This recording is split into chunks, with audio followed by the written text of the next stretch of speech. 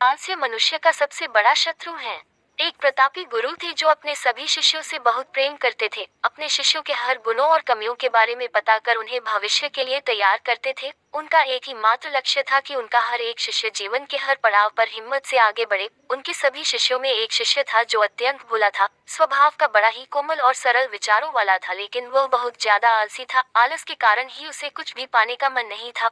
वो बिना कर्म के मिलने वाले फल में रुचि रखता था। उसका यह अवगुण गुरु को बहुत परेशान कर रहा था।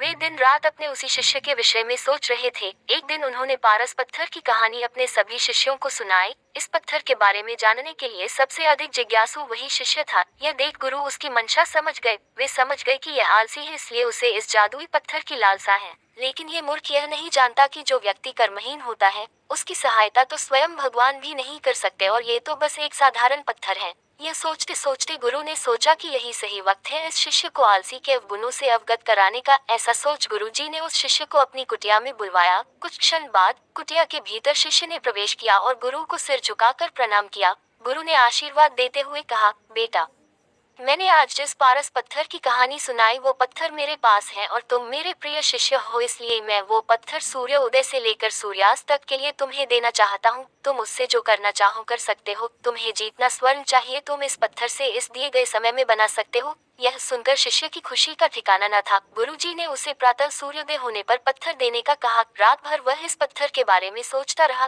दूसरे दिन शिष्य ने गुरुजी से पत्थर लिया और सोचने लगा कि कितना स्वर्ण मेरे जीवन के लिए काफी होगा, और इसी चिंतन में उसने आधा दिन निकाल दिया। भोजन कर वो अपने कक्ष में आया। उस वक्त भी वह उसी चिंतन में था कि कितना स्वर्ण जीवन व्यापन के लिए पर्याप्त होगा, और यह सोचते सोचते आदतानुसार भोजन के बाद उसकी आंख लग गई और जब खुली तब दिन ढलने को था और गुरुजी के वापस आने का समय हो चुका था। उसे फिर कुछ समझ नहीं आया। इतने में गुरुजी वापस आ गए और उन्होंने पत्थर वापस ले लिया। शिष्य ने बहुत विनती की, लेकिन गुरुजी ने एक न सुनी। तब गुरुजी ने शिष्य को समझाया, पुत्र, आलस्य व्यक्ति की समझ पर लगा ताला है। आलसी के कारण तुम इतने महान अवसर का लाभ भी ना उठ सके। जो व्यक्ति कर्म से भागता है उसकी किस्मत कभी उसका साथ नहीं देती। तुम एक अच्छे शिष्य हो, परंतु तुम में बहुत आलस है। जिस दिन तुम इस आलस के चौले को निकाल फेंकोगे उस दिन तुम्हारे पास कई पारस के पत्थर होंगे। शिष्य को गुरु की बात समझ आ गई और उसने खुद को पूरी तरह बदल दिया। उसे कभी किसी पारस की लालसा नहीं रही।